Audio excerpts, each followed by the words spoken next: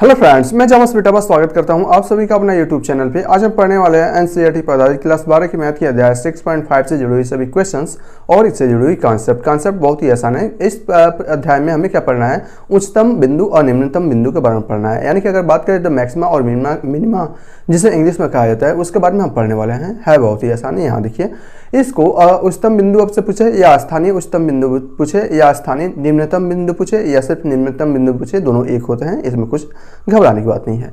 एक कॉन्सेप्ट के द्वारा हम इस सभी के सभी टॉपिक को यहाँ पर कवर करने वाले हैं। ये आपका एक ग्राफ दिया गया है, ग्राफ मैंने बनाया है यहाँ पर जानबूझकर समझाने के लिए। उच्चतम बिंदु इसमें कहा गया। उच्चतम बिंदु का मतलब होता है एक ऐसा बिंदु जिस पर फलन का मान मैक्सिमम मिले, उच्चतम मिले, वो आपका उच्चतम बिंदु कहलाता है। ऐसा फलन जिसमें जिस पॉइंट पर फलन का मान निम्न मिलता है, कम मिलता है, उसे हम लोग निम्नतम बिंदु बोलते हैं। कम में कहाँ, यहाँ देखिए अगर फलन की बात करें तो ये अच्छा, इससे पहले मैं थोड़ा सा आपको और बता देता हूँ ह्रासमान और वर्धमान के बारे में। इस कंडीशन में आप यहाँ बता सकते हैं कि फलन ह्रासमान है कि वर्धमान है। आप यहाँ से देख रहे हैं कि इस पॉइंट से लेकर ये इस पॉइंट तक तो फलन बढ़ रहा है और फिर यहाँ से कम हुआ है इस पॉइंट तक। यहाँ देख लीजिए ध्यान से, उसके बाद से हम इसको आगे चलते हैं, ठीक है ना।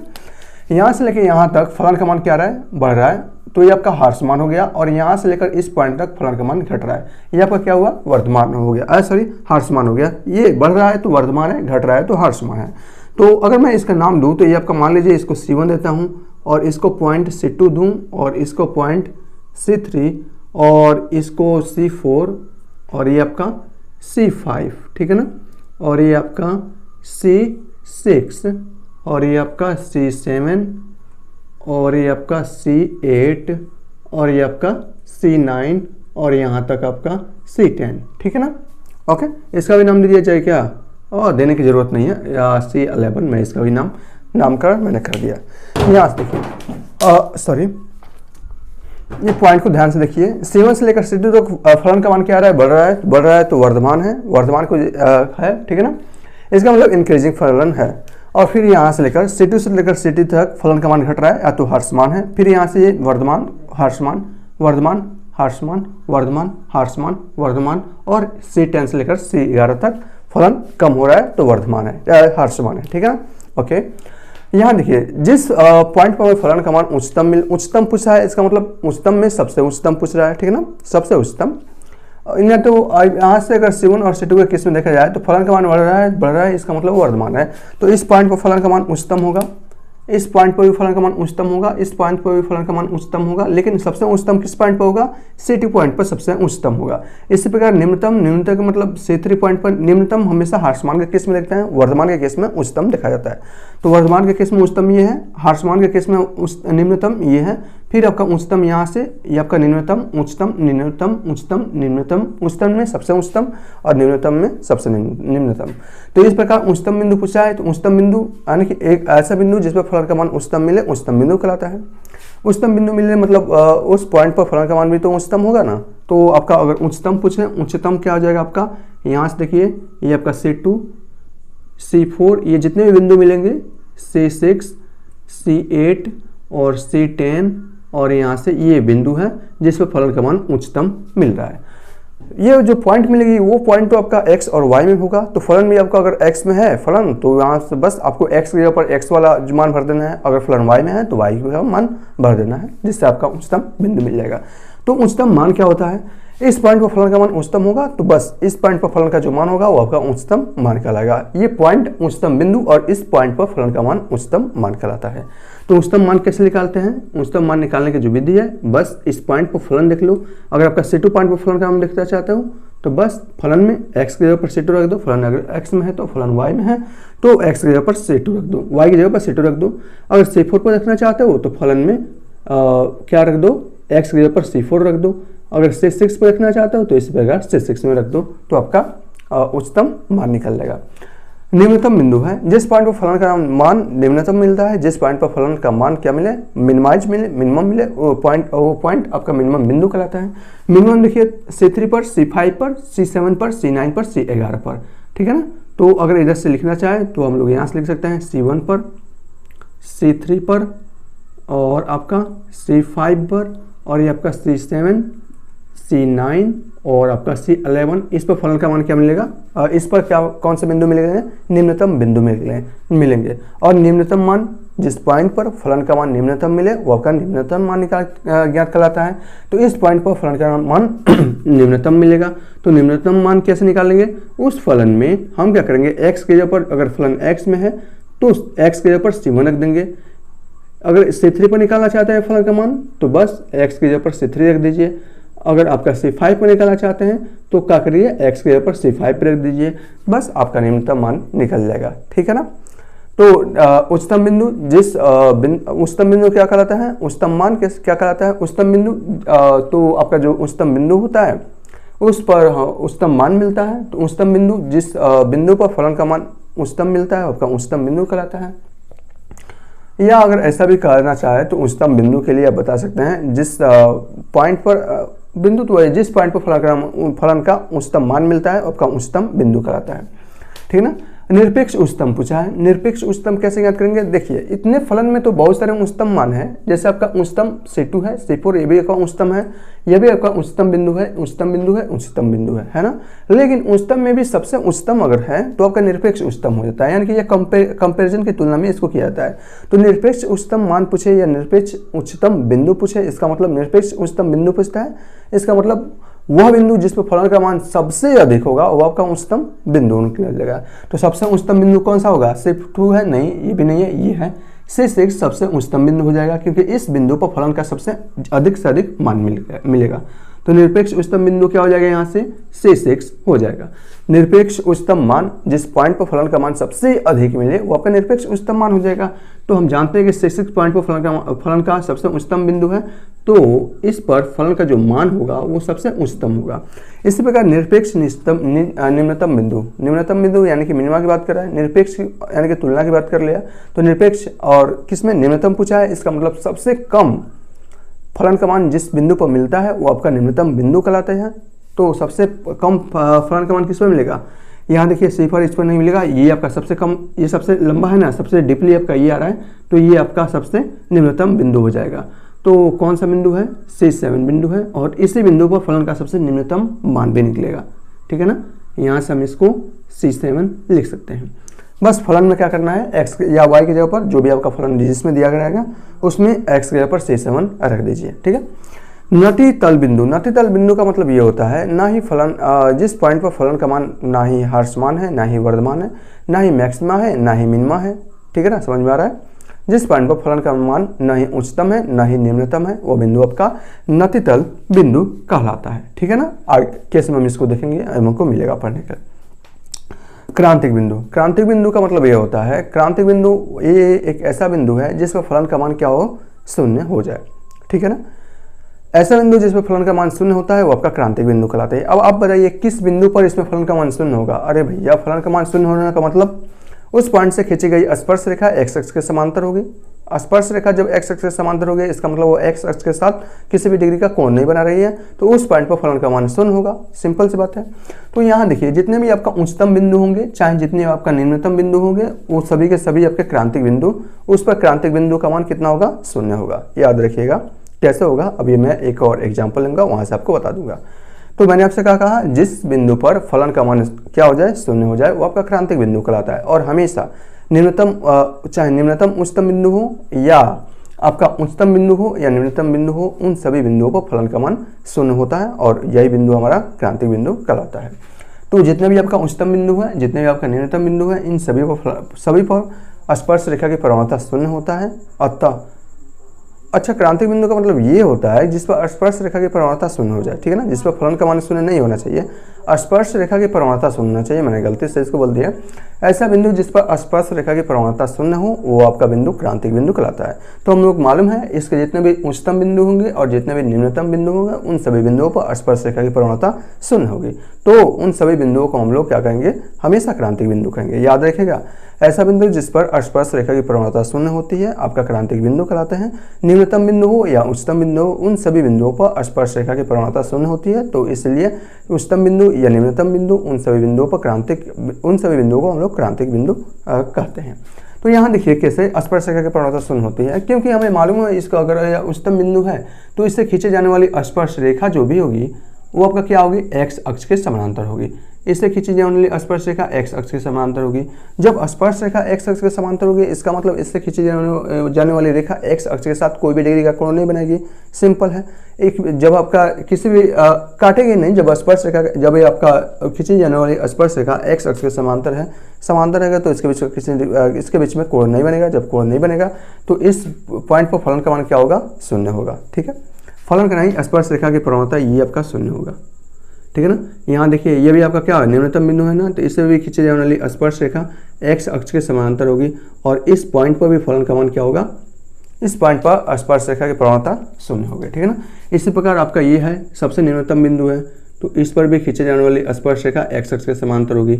इससे भी खींची जाने वाली स्पर्श रेखा एक्स अक्ष के समानांतर होगी और इन सभी से खींची जाने वाली स्पर्श रेखा एक्स अक्ष के समानांतर होगी। तो ये सभी के सभी जो बिंदु कहलाएंगे वो आपके क्रांतिक बिंदु कहलाएंगे। ठीक है ना, आप यहाँ से देख सकते हैं। तो इसका मतलब अगर हमें पास बिंदु तक पहुँचना है, अगर आपके पास कोई भी फलन दिया जाए और हमें बिंदु तक पहुँचना है तो उसके लिए हमें क्या चाहिए, स्पर्श रेखा की प्रवणता ज्ञात करनी होगी, क्योंकि स्पर्श रेखा की प्रवणता से हम इस बिंदु को ज्ञात कर सकते हैं। जब हम स्पर्श रेखा की प्रवणता को शून्य के बराबर करेंगे, इसका मतलब उस फलन का डिफरेंशिएट करेंगे। डिफरेंशिएट करने के बाद हमें स्पर्श रेखा की प्रवणता यानी कि dy/dx मिलेगी और वहाँ से हमें यह बिंदु प्राप्त हो जाएगा। ठीक है ना। तो याद रखिए, अगर आपको पहुंचना है बिंदु तक, अगर आपके पास कोई भी फलन दिया गया है तो हमें सबसे पहले क्रांतिक बिंदु ये निकालना पड़ेगा। ठीक है, इतना समझ गए।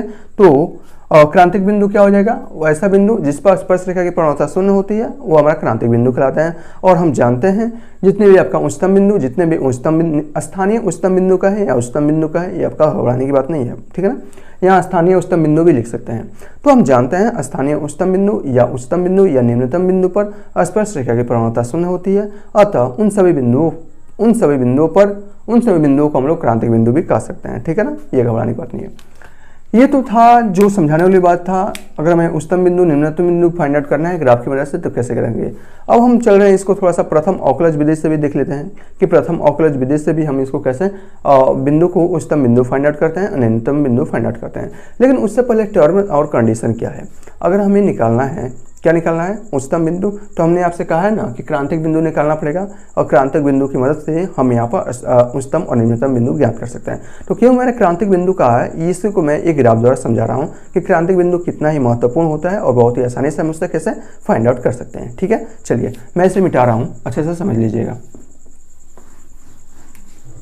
तो बढ़ते हैं नए कॉन्सेप्ट की ओर। नया कॉन्सेप्ट है कि आपने क्या सीखा है। मैंने आपको सिर्फ इतना बताया है कि अगर आपके पास उच्चतम बिंदु चाहिए या न्यूनतम बिंदु चाहिए तो कैसे होकर गुजरेगा, तो क्रांतिक बिंदु से होकर गुजरेगा। सबसे पहले आपको क्या दिए गए फलन का क्रांतिक बिंदु ज्ञात करना होगा। क्रांतिक बिंदु की मदद से आप उच्चतम या निम्नतम बिंदु ज्ञात कर सकते हैं। क्रांतिक बिंदु क्या होता है, ऐसा बिंदु जिस पर खींची गई स्पर्श रेखा जो होगी एक्स अक्ष के समांतर होगी, यानी कि उस पॉइंट पर खींची गई स्पर्श रेखा क्या हो जाएगी, शून्य के बराबर हो जाएगी। स्पर्श रेखा का मतलब यही होता है, प्रवणता होता है। ठीक है ना। तो प्रवणता शून्य के बराबर हो जाती है। तो यहाँ से हम क्या होगा, अगर मान लीजिए आपके पास सिर्फ एक फलन दिया जाए और फलन से आपको कहा जाए कि वास्तव में ये वर्धमान फलन है या ह्रासमान फलन है, कैसे फाइंड आउट करेंगे। पॉइंट आपने फाइंड आउट कर लिया, लेकिन अब फलन कैसे फाइंड आउट करेंगे कि दिया गया फलन जो है आपका वर्धमान है या ह्रासमान है। तो फलन प्राप्त करने के लिए भी आपकी बहुत अच्छी है यहाँ पर विधि है।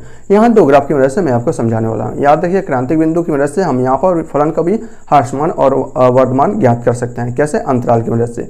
सबसे पहले आप क्या फाइंड आउट करेंगे, एक्स का मान फाइंड आउट करेंगे जिससे अंतराल मिलेगा और फिर अंतराल की सहायता से हम यहाँ पर वर्धमान और ह्रासमान का केस लेकर, वर्धमान और ह्रासमान बोल रहे हैं, मैक्सिमम और मिनिमम जिसे अधिकतम और न्यूनतम, उच्चतम या न्यूनतम जिसे बोलते हैं, आसानी से फाइंड आउट किया जा सकता है। देखिए कैसे, ये फलन एक दो फलन बनाए हैं। ये आपका वर्धमान के केस में लेकर चल रहे हैं, ये आपका ह्रासमान के केस में लेकर चल रहे हैं। क्यों, क्योंकि यहाँ से फलन का मान क्या है, बढ़ रहा है, यहाँ तक तो बढ़ेगा आपके क्रांतिक बिंदु तक और उसके बाद से ये घटेगा और फिर यहाँ से देखिए फलन का मान डिक्रीज हो रहा है, तो ह्रासमान के केस में हम इसको लेकर चलेंगे। तो एक फलन बनाया है, ये आपका कौन सा बिंदु है, ये जो होगा आपका, सॉरी ये मिट गया है, ये जो होगा आपका कौन सा बिंदु होगा, क्रांतिक बिंदु होगा। क्रांतिक बिंदु से मैंने यहाँ पर लंबवत डाल दिया है। ये भी आपका क्या होगा, क्रांतिक बिंदु होगा। क्रांतिक बिंदु का मतलब इस पर खींची गई जो स्पर्श रेखा होगी एक्स अक्ष के समांतर होगी। ठीक है ना, यानी कि इस पर स्पर्श रेखा क्या होगी, स्पर्श रेखा की प्रवणता शून्य होती है। ओके, यहाँ वर्धमान के केस में हम लेकर चल रहे हैं। यहाँ देखिए, सबसे पहले मैं लिख ही देता हूँ वर्धमान के केस में, वर्धमान के केस में क्या हो सकता है। ठीक है ना, सिर्फ अंतराल की वजह से हम फाइंड आउट कर सकते हैं कि दिया गया फलन हमारा वर्धमान है ह्रासमान है। देखिए यहाँ पर ये वर्तमान के केस में देखा जाए तो ये आपका वर्तमान के केस ये चल रहा है ना, और फिर यहाँ क्रांतिक बिंदु और क्रांतिक बिंदु से ये क्या आ रहा है, घट रहा है। ठीक है, ओके।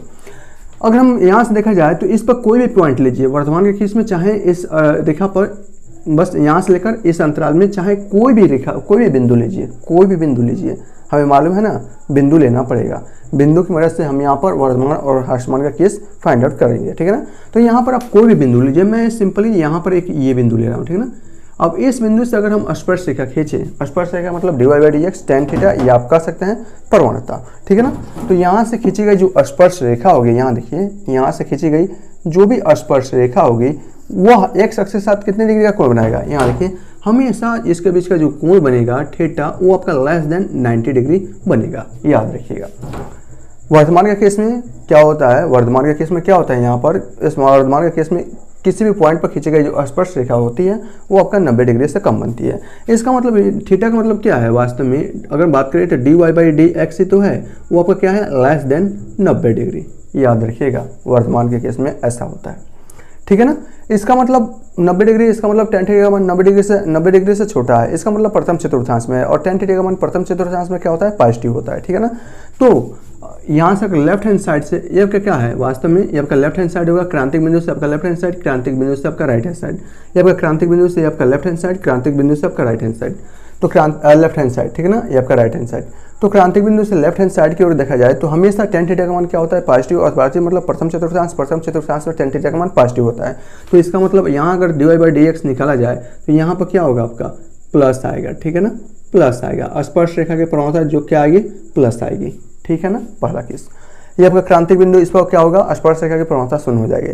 और यहाँ से अगर देखिए फलन का मान डिक्रीज हो रहा है और इस पर भी कोई पॉइंट लिया जाए, चलिए मैं लेकर दिखाता हूँ, कोई भी पॉइंट ले लीजिए, मैं यहीं पर यही पॉइंट ले रहा हूँ। ठीक है ना, इसी पॉइंट पर, और इस पॉइंट पर खींची गई जो स्पर्श रेखा होगी उस पर हम देखते हैं कि इसका मान कितना हो सकता है मैक्सिमम। ठीक है, स्पर्श रेखा एंगल का मान देखेंगे ना, ये आपका हम लीजिए, मान लीजिए हम यहाँ पर एक स्पर्श रेखा में यहाँ पर खींच दिया, तो आप यहाँ देख रहे हैं कि जो स्पर्श रेखा खींची जाएगी वह एक्स अक्ष के साथ कितने डिग्री का कोण बनाएगी, हमेशा इस कंडीशन में 90 डिग्री से ज़्यादा बनेगा, याद रखिए 90 डिग्री से ज़्यादा बनेगा। ठीक है, ओके, यहाँ देखिए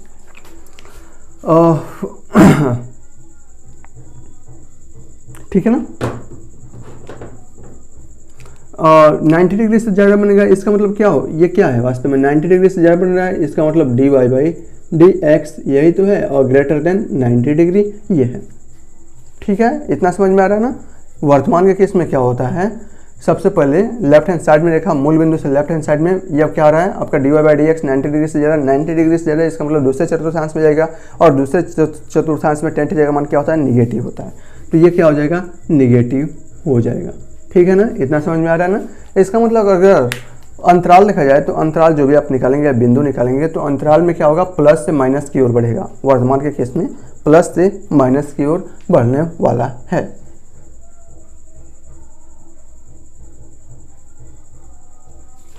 ये वो क्या है, यह आपका है dy/dx।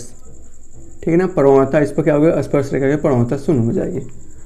तो प्लस से माइनस की ओर अंतराल में देखा जाएगा, सबसे पहले फलन का बिंदु जो आप निकालेंगे उस बिंदु में अंतराल अगर देखा जाए तो प्लस से माइनस की ओर बढ़ रहा है, इसका मतलब वो किस में है, इसका मतलब वो वर्धमान के केस में चल रहा है। ठीक है ना, वो फलन आपका क्या होगा, वर्धमान होगा, इतना कंफर्म है। चलिए ह्रासमान के केस में देख लेते हैं।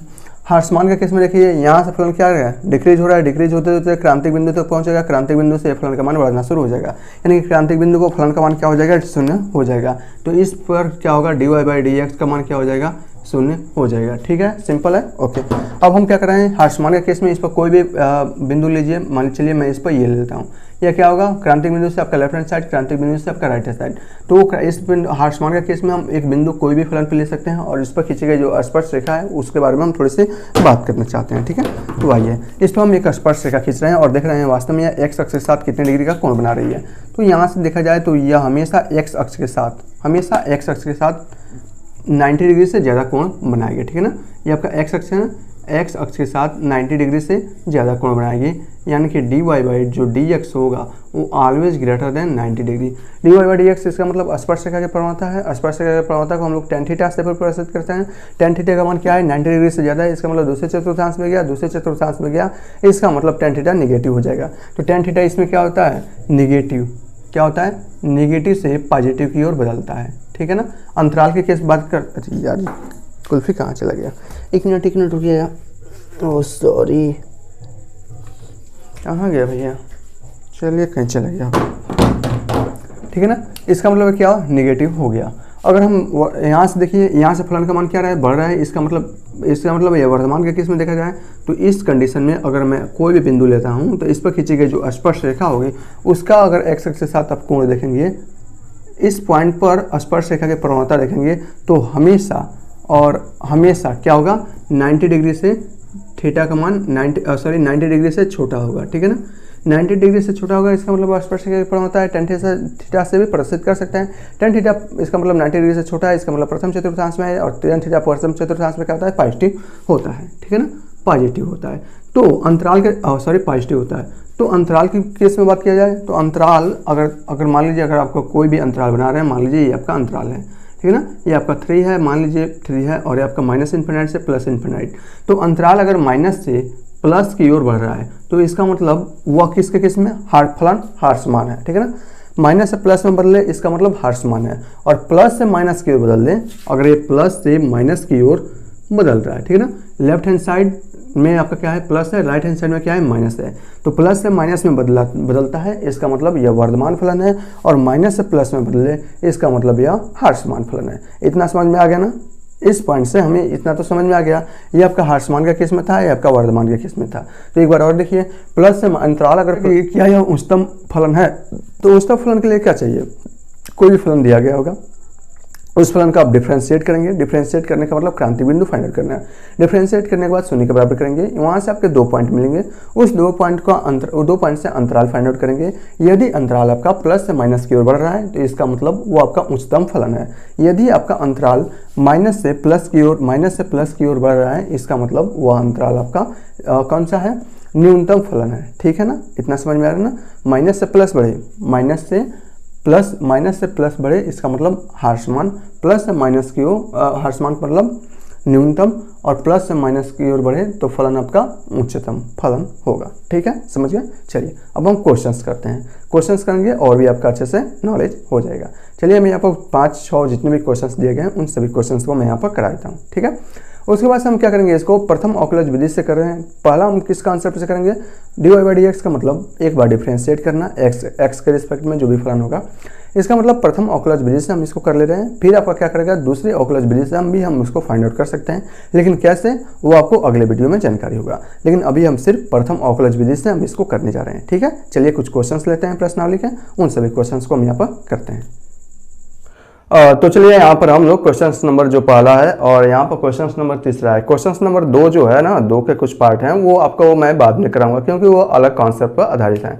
तो क्वेश्चन नंबर 1 में हमें क्या कहा है, यहाँ पर देखिए उच्चतम, निम्नतम, उच्चतम, स्थानीय उच्चतम या स्थानीय निम्नतम, यहाँ पर सिर्फ आपका उच्चतम और निम्नतम बोला है, मान को ज्ञात करना है। यानी क्या होगा, उच्चतम मान और उच्चतम निम्नतम मान क्या होगा। तो उसे हमें सबसे पहले क्या करना पड़ेगा, उच्चतम या निम्नतम बिंदु ज्ञात करना पड़ेगा, और वो बिंदु ज्ञात होने के बावजूद इस फलन में रख देंगे x की जगह पर, तो हमारा उच्चतम मान या निम्नतम मान मिल जाएगा। तो हमें ये बिंदु देखना पड़ेगा कि वास्तव में वो बिंदु उच्चतम है या फिर निम्नतम है। कैसे करेंगे, सबसे पहले मैंने आपको क्या बताया है कि दिए गए फलन का सबसे पहले आप क्रांतिक बिंदु निकालेंगे। क्रांतिक बिंदु कैसे निकाला जाता है, दिए गए फलन का डिफरेंशिएट कीजिए, डिफरेंशिएट करने के बाद उसको 0 के बराबर कीजिए, और वहाँ से आपका बिंदु निकलेगा, ठीक है। और उस बिंदु को अंतराल फाइंड आउट कीजिए कि वास्तव में वो किस अंतराल में है, माइनस से प्लस बदल रहा है या प्लस से माइनस बदल रहा है। अगर प्लस से माइनस बदल रहा है इसका मतलब वो आपका उच्चतम बिंदु है, और माइनस से प्लस बदल रहा है इसका मतलब वो आपका निम्नतम बिंदु हो जाएगा, ठीक है। तो चलिए हम इसको करते हैं। आपका जो क्वेश्चन नंबर है पहला, यहाँ पर देखिए पहला आपका क्या है, fx जो भी आपका दिया गया है, fx = 2x - 1, और ये आपका स्क्वायर है और +3 है, ठीक है ना। तो सबसे पहले हम यहाँ पर क्या करेंगे, दिए गए फलन का डिफरेंशिएट करेंगे। डिफरेंशिएट करने का मतलब क्या होता है, स्पर्श क्या रहे डिफरेंशिएट करता है, इसका मतलब क्या, स्पर्श रेखा की प्रवणता फाइंड आउट कर रहे हैं। तो यह x के पावर n के फॉर्म का है, तो ये आपका हो जाएगा nx के पावर 2 - 1, 2 में से घटेगा बच जाएगा 1, और इसका हो जाएगा 0, ठीक है। ये आपका क्लियर होगा ना। अब क्रांतिक बिंदु के लिए हम लोग क्या करते हैं, यहाँ से क्रांतिक बिंदु के लिए सिंपल है, जो मेथड चाहिए, f' को 0 के बराबर करते हैं, जैसा मैंने आपको बताया है। एफ डैश एक्स क्या है 2x माइनस 1 है और इक्वल टू 0, और यहाँ से आप देखेंगे तो ये भी आपका 0 और ये हो जाएगा 2x माइनस 1 इक्वल टू 0 और यहाँ से x बराबर 1/2। आपके पास एक बिंदु मिल गया और इस बिंदु का अंतराल फाइंड आउट कर लीजिए कि वास्तव में इस x बराबर 1/2 ये है क्या, वास्तव में स्पर्शरेखा की प्रवणता है। जब आप x के जगह पर 1/2 रखेंगे तो वह बिंदु होगा आपका, वास्तव में वह बिंदु होगा 1/2। ये है कि आपका 1/2 यहाँ से वो आपका क्रांतिक बिंदु है, ठीक है ना। क्रांतिक बिंदु का मतलब इस बिंदु पर स्पर्शरेखा की प्रवणता क्या हो जाएगी, 0 हो जाएगी, ठीक है ना। ये आपका क्रांतिक बिंदु है। क्रांतिक बिंदु निकाल लिए तो आपको क्या करना है, नंबर लाइन पे इसको प्रदर्शित करना है और वहाँ से अंतराल को फाइंड आउट करना है। तो नंबर लाइन पर कैसे करेंगे, यहाँ देखिए सिंपल सी भाषा है। यह मान लीजिए आपका एक नंबर लाइन है और आपका 1/2 यहाँ पर है, ठीक है ना, 1/2 ये है। ये आपका माइनस इन्फाइनाइट हो जाएगा और यहाँ पर आपका प्लस इन्फाइनाइट हो जाएगा, ठीक है। अब यहाँ देखिए माइनस इन्फाइनाइट और 1/2 के बीच का कोई भी वैल्यू लीजिए फिर, ठीक है ना। और उसके बाद से इन दोनों के बीच का कोई भी वैल्यू लीजिए और हमको क्या रखना है, इसमें एफ डैश एक्स में रखना है। उसके बाद से देखना है कि इसका मान नेगेटिव से पॉजिटिव की ओर बदल रहा है या पॉजिटिव से नेगेटिव की ओर। तो इसके बीच में कोई भी बिंदु लीजिए 1/2 और माइनस इन्फिनाइट, चाहे तो आप -1 रख सकते हैं, -2, -3, -4 कोई भी संख्या रख सकते हैं। तो सिंपल है, हम यहाँ पर से क्या रख दें, -1 रख दें। चलिए -1 रखते हैं। -1 रखेंगे एफ डैश एक्स में तो क्या आ जाए आपका -1, तो ये हो जाएगा आपका यहाँ से देखिए और 2 और ये हो जाएगा -2 -1, तो क्या हो जा रहा है 2 और ये हो जाएगा -3 यानी कि -6। यानी कि ये चिन्ह क्या है, एफ डैश एक्स, ये आपका नेगेटिव हो गया। जब ये आपका नेगेटिव हो गया तो ये आपका पॉजिटिव होगा। क्यों पॉजिटिव होगा, क्योंकि ये जो एफ डैश एक्स है वास्तव में इसके घात 1 है। तो एक आपका फाइंड आउट चल गया ना, उसके बाद से प्लस माइनस चलता रहता है। तो ये माइनस है तो ये प्लस हो जाएगा। आप ये भी देख सकते हैं 1/2 से बड़ा ले लीजिए। 1/2 से बड़ा आप कुछ भी नंबर्स ले सकते हैं, 2, 4, 6, 8, 10 कुछ भी। चलिए मैं 2 लेता हूँ, तो 2 गुना 4 में से एक जाएगा 3 और 3 गुना हो जाएगा 6। 6 जो होता है आपका पॉजिटिव है, ठीक है ना, पॉजिटिव है। तो आप यहाँ देख रहे हैं कि x बराबर 1/2 पर एफ डैश एक्स का मान माइनस से प्लस की ओर बदल रहा है। अतः ये फलन जो होगा वो आपका हार्श मान होगा। माइनस से प्लस की ओर बदल रहा है ना, इसका मतलब हार्श मान बोल रहे हैं, इसका मतलब वो न्यूनतम बिंदु होगा, ठीक है। ये आपका क्या है, न्यूनतम है, ठीक है ना।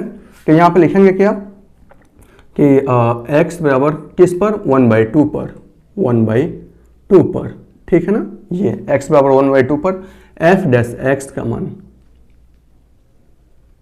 x का मान कर सकते हैं या मान ही कर सकते हैं, माइनस से प्लस की ओर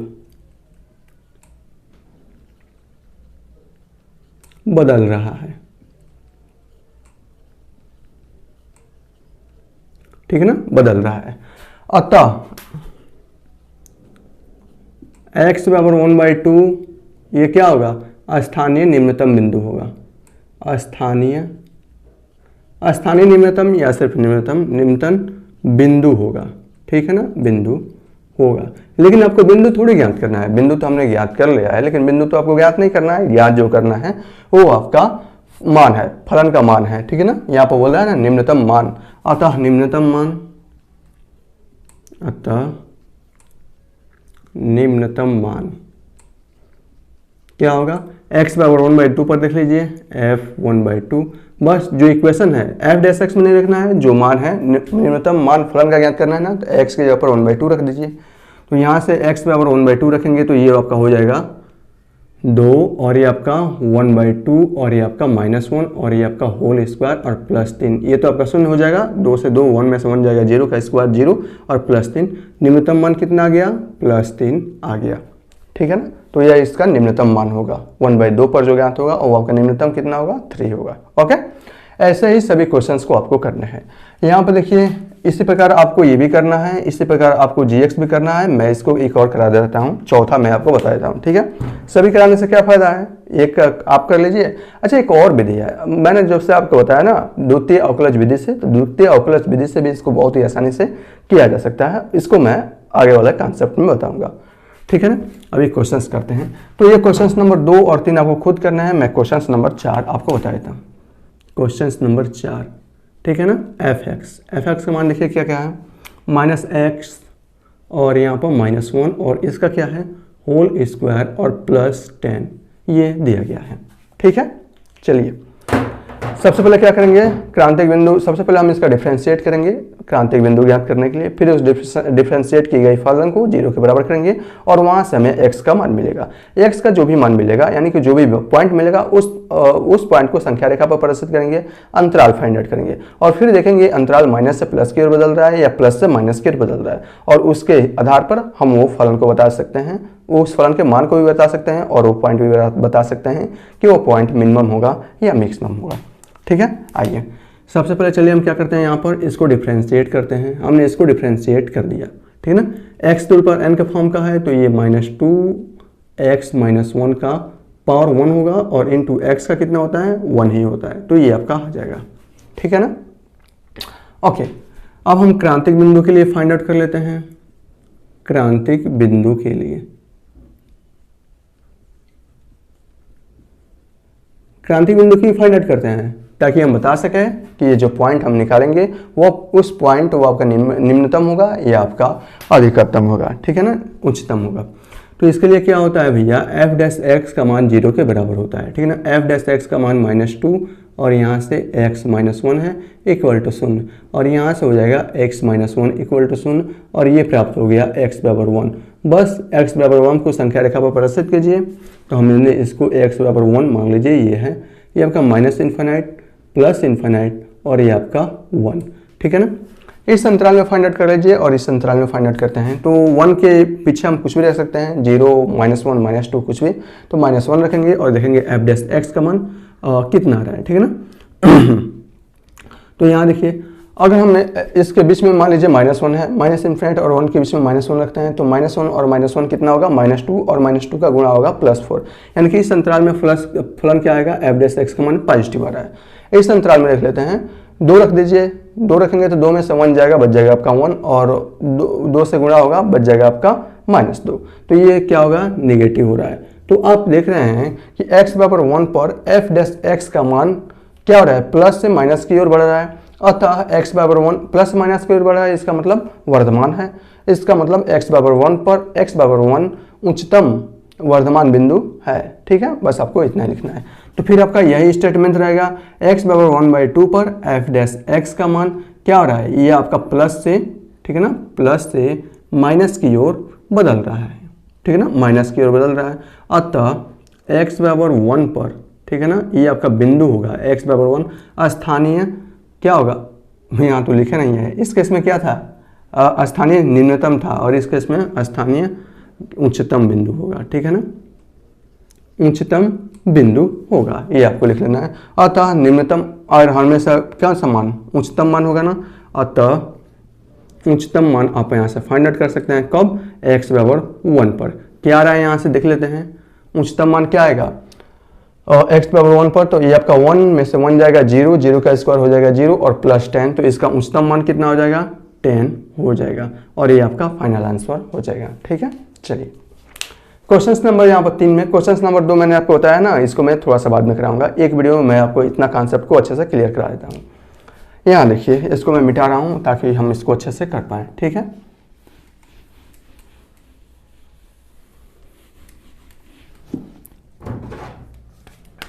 तीसरा है, तीसरा क्या है, f(x = x²) ये दिया गया है, ठीक है ना, ये आपका पहला है तीसरा का। हमें फाइंड आउट क्या करना है, यहाँ देखिए, स्थानीय उच्चतम या निम्नतम बिंदु फाइंड आउट करना है कि इसका उच्चतम या निम्नतम बिंदु क्या होगा और उसके बाद से क्या फाइंड आउट करना है, उच्चतम या निम्नतम मान, उस बिंदु पर जो भी आपका अगर उच्चतम बिंदु आ रहा है तो उस उच्चतम बिंदु पर फलन का मान क्या होगा, बिंदु अगर आपका निम्नतम आ रहा है तो उस निम्नतम बिंदु पर फलन का मान क्या होगा, बस हमें ये फाइंड आउट करना है। तो सिंपल है, प्रथम अवकलज विधि से कर सकते हैं, करें, आइए करते हैं। इसको करते हैं हम लोग, पहला शुरू करते हैं।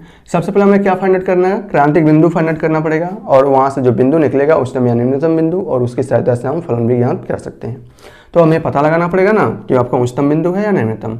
तो हम सबसे पहले इसका डिफ्रेंशिएट करेंगे, तो ये हो जाएगा आपका 2x, ठीक है ना, ये क्या होगा आपका, और ये मैं आपको हल बता रहा हूँ, ठीक है, ओके। अब क्रांतिक बिंदु के लिए, क्रांतिक बिंदु के लिए क्या चाहिए आपका, एफ डैश एक्स का मान शून्य के बराबर होना चाहिए। मैंने बराबर कर दिया। एफ डैश एक्स का मान क्या है 2x और ये हो जाएगा शून्य, और यहाँ से x बराबर क्या हो जाएगा शून्य। तो आपका जो पॉइंट निकला वो x बराबर शून्य निकला। ये क्या है वास्तव में, ये x का मान क्या निकल रहा है, क्रांतिक बिंदु निकल गया। x बराबर 0 पर फलन का मान क्या होगा, x बराबर 0 पर स्पर्श रेखा की प्रवणता जो होगी शून्य होगी, इतना समझ लीजिए, ठीक है ना। स्पर्श रेखा की प्रवणता आपका ये एफ डैश एक्स है, इसका मान जब x के ऊपर 0 रखेंगे इसका मतलब वो शून्य होगा। शून्य होगा का मतलब वो x एक्स के साथ कोई कोण ही नहीं बनाएगा, तो स्पर्श रेखा की प्रवणता ऐसे भी शून्य होनी है, ठीक है। ओके, अब इसको हम अंतराल में फाइंड आउट कर लेते हैं। अंतराल में देखेंगे जिससे हमें ये पता चले ये आपका 0 है और ये आपका इन्फाइनाइट है और ये आपका माइनस इन्फाइनाइट है। इन दोनों के बीच में कोई भी फलन नहीं रखिए, कोई भी मान लीजिए, उसको एफ डैश एक्स में रखिए, कोई भी लीजिए। अगर हम -1 लें तो ये -2 होगा, अगर हम -2 लें तो ये आपका -4 होगा। इसका मतलब इस अंतराल में फलन जो होगा निगेटिव होगा और इस अंतराल में फलन जो होगा पॉजिटिव होगा। एक्स के ऊपर 1 2 3 4 लेंगे, सभी के सभी पॉजिटिव मान आएंगे। अब यहाँ देख रहे हैं एक्स बराबर 0 पर फलन का मान जो है माइनस से प्लस की ओर बदल रहा है। एफ डैश एक्स का मान माइनस से प्लस की ओर बदल रहा है, अतः एक्स बराबर 0 जो होगा वो आपका उच्चतम क्या होगा, माइनस से वो आपका निम्नतम बिंदु होगा या स्थानीय निम्नतम बिंदु होगा, ठीक है ना। तो लिखने का तरीका आपका वही है, क्या लिखेंगे,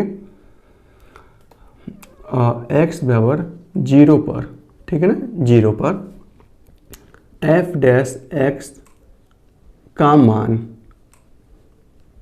नहीं, चिन्ह लिख लेते हैं ना, मान थोड़ी है, चिन्ह है ना, चिन्ह, ठीक है ना, माइनस से प्लस की ओर बदल रहा है। ये आपका प्लस है की ओर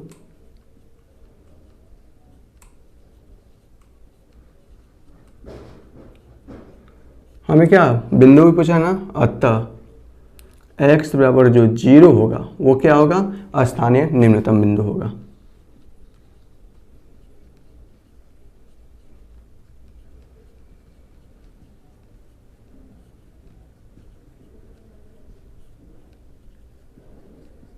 ठीक है ना। और हमसे क्या पूछा है, स्थानीय अगर निम्नतम बिंदु है तो इस निम्नतम बिंदु पर फलन का मान कितना होगा, ये भी तो दिखाना पड़ेगा ना। अतः स्थानीय निम्नतम मान